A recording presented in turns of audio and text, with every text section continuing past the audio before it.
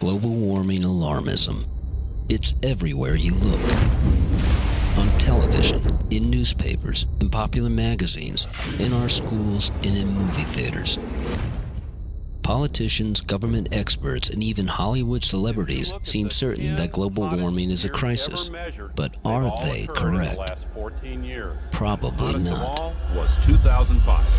A recent survey of more than 500 climate scientists worldwide found fewer than half believe that the science of climate change is sufficiently established to form the basis of public policy. More than 31,000 scientists have signed a petition saying there is no convincing scientific evidence that human release of carbon dioxide, methane, or other greenhouse gases is causing or will in the foreseeable future cause catastrophic heating of the Earth's atmosphere and disruption of the Earth's climate.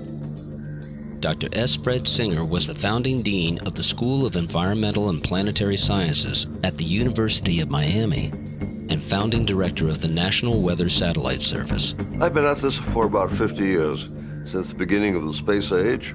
About 20 years ago, I became alarmed because I saw that the science was being misused to hype the situation and found that there was really nothing to it.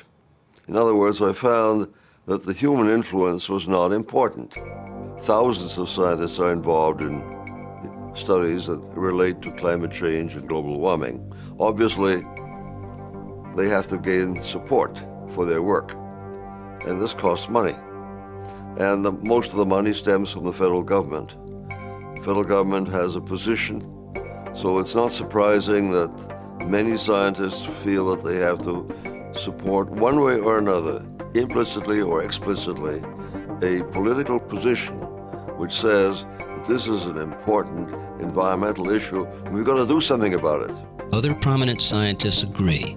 Dr. Jay Lehr is science director at the Heartland Institute. The pressure on scientists to support global warming is huge because there's $5 billion in research funds available from the federal government annually to all the universities in America. Dr. Richard Lindzen is a professor at the Massachusetts Institute of Technology and one of the world's most distinguished physicists. If you are questioning global warming, you'll get bad reviews in your paper. Your proposals will be poorly reviewed. And for young scientists, this is crucial. It'll affect your funding, it'll affect your publication, it'll affect your promotion. Dr. Patrick Michaels was a professor of climatology at the University of Virginia and the Virginia State climatologist until he spoke out against global warming alarmism. The pressure that's exerted on scientists to not rock the boat on global warming is pretty intense. As you know, several state climatologists, including myself, either lost their positions or quit because they couldn't say what was the truth about the issue. Dr. Harrison Schmidt has also observed the pressure applied to many scientists. Many of my colleagues and people that I run into in geology and other related professions have told me that if they do not include in their grant proposals some implication of a global warming relevance, that they cannot get funded or are much less likely to get funded in the grant that they're proposing to undertake. And that's just wrong. It shouldn't be that way. The government agencies, the foundations, should be evaluating these proposals on their basic scientific merit, the quality and experience of the researchers and the team of researchers that are involved, and not on any implication that there is a corporate position or a government position that has to be fulfilled. It's just wrong. It's just not the way science should be done. Mr. Larry Schwager, who is the president and CEO of the National Wildlife Federation. Most reporters who cover global warming rely on spokesmen for environmental organizations as their sources. It's not an exaggeration to call what we're facing a climate crisis. But how likely are they to tell the truth?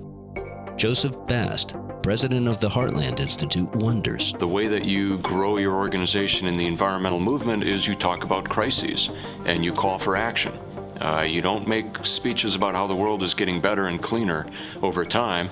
You don't say we don't need to keep working on this problem, it's been solved. You say it's even worse than we thought and we need to do even more on it.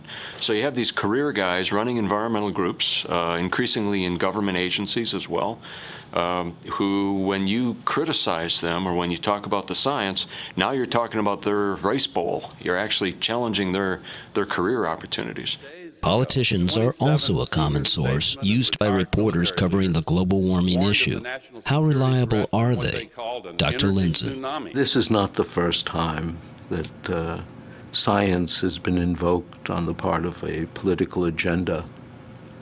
But it's certainly one of the more impressive examples. People like Al Gore, from the beginning, see this as a political vehicle and see science as something they can conveniently exploit. But that's inevitably the case when politics gets into science. John Coleman, a meteorologist and founder of the Weather Channel and the original weather forecaster for Good Morning America, agrees. Al Gore's no scientist, you understand. He had 2 science courses, got C in one, D in the other at Harvard. And the professor who was his mentor, who he wrote about in his book, Earth in Balance in 1992, and said started him on this campaign to save planet Earth from CO2 global warming. That professor, Roger Revelle, changed his mind. In fact, many experts believe the problem of global warming is being exaggerated by politicians who are set on raising taxes and punishing manufacturers. Lord Christopher Monckton was a science advisor to Prime Minister Margaret Thatcher. Should governments throw money at global warming at a time of global economic crisis? The short answer is no. The long answer is if they're already printing fiat money, like there was no tomorrow, diluting the dollar in your pocket every time they switch on the printing press, the last thing you want them also to do is to print fiat carbon by setting up carbon cap and trade, which really means carbon tax and tax. You'll be paying twice over. You'll be paying to make the traders rich while you get poorer and the economy goes down the plug. There is no global warming crisis. There never was any global climate crisis. There isn't going to be one. Not a single cent of taxpayers' dollar should be wasted on this fraud. Roy Innis is national chairman of the Congress of Racial Equality, the 3rd oldest civil rights organization in the United States. The hysteria among energy is going to cause a panic in the economic sectors, and we see that. The housing crisis, the banking crisis, the Wall Street crisis. There are those who profit from these kinds of crises. Create a crisis, create a hysteria in the society, and in that condition of upheaval, you take over, you get power. Pamela Gorman is a state senator in Arizona. When you want to create a policy, you've got to create a problem. And you have to find a way to blame the problem on the people you want to create policy to control. And you see it all the time. It's always done where, okay, we want this group of people to do something differently. So we've got to find something to pin on one of their behaviors so that we can then create policy to control that behavior. It seems to me it maybe started out with some people with some crooked science, but they saw that they had some real power to maybe move towards a different type of government policy and controlling people's life. Can anything be done to stop global warming alarmism? Yes. One organization has done more than any other to set forth the true science and economics of global warming, the Heartland Institute, a national nonprofit research and education organization based in Chicago, has distributed more than 2 million books, videos, and studies showing why global warming is not a crisis. Joseph Bast is the president of the Heartland Institute. Politicians love a crisis because they get to pose as the guy who can solve that. I'm here from the government, I'm here to help you. Vote for me and we're going to take care of this environmental problem. We're going to get rid of this terrible thing, tax these guys, and save the earth. It's a cheap, easy campaign slogan for a politician. So it's no surprise that Al Gore tried to build a political career on that. There's no surprise that members of Congress are out there talking about massive cuts in emissions, which are just technologically impossible. But why do they care? It's a good soundbite. It shows that they're informed and compassionate, and people seem to be willing to vote for that. We're an organization that was developed entirely to bring factual information to elected state and local officials. They're our target. We want to bring objective, non-biased information on a wide variety of issues, including the environment, the climate, healthcare, education, tax reform, to the guy at home that has to vote in his state on issues, or the mayor of a big city, or his city council. Everything we do is just providing unbiased information, and if there's a slant, it's just personal freedom and a market-based approach. Heartland has been about getting the word out on climate change for a long time. It's been a leader. Their leadership is now having a synergistic effect with the other think tanks that may be more prominent. And everybody is getting behind what these guys started. The Heartland Institute has hosted 3 international conferences on climate change featuring prominent scientists who oppose global warming alarmism. These conferences have generated extensive press attention in the United States and worldwide. The whole idea is just to create a platform for scientists and policy experts from other organizations to meet their peers and to get their message out, to get the press and policymakers to finally pay attention to some of these really brilliant scientists who have been trying to speak truth to power all these years and have been ignored. I mean, that's a great thing. That's why I get up in the morning. Heartland's conference in 2008 was a milestone. The conference in 2009 has taken us to a whole new level. This is very important in the battle against the bad science that's behind global warming. All of the skeptics were scattered across the planet, didn't know each other, didn't relate to one another, didn't share their information with each other, had no publications in which to publish their papers, had no opportunity to answer each other's questions about their work. And so then we came together here at the Heartland Conference in 2008. And suddenly I met all of the people whose papers I had been reading on the internet. I met the people who I really wanted to know, and I had a chance to interchange with them. And those of us who had felt lost and alone and beaten on the issue of the bad science behind global warming suddenly knew that we had momentum and we had professional friends, and that our numbers were much larger than they had been believed to have been. The Heartland Institute has played a huge role because they, at one time, were pretty much the only voice that was coordinating the scientists that supposedly didn't exist. Heartland went out and found them and brought them together. I'm quite amazed at the attendance to the conference and the people who indeed are here. They're the giants in the field. I'm not sure who's been left out, but I know the people here are among those that I have seen through the years authoring the best basic research papers in the subject of climate change. And for an institute like Heartland on its second conference to have drawn this remarkable group of people together and have them talking to each other, debating each other on the details of their research, that is a remarkable achievement. And I go to a lot of conferences, particularly in my own field of lunar science, and it's rare to see this many of the top players in one place at the same time. One of the most popular keynote speakers at Heartland's 2008 and 2009 conferences in New York was Václav Klaus.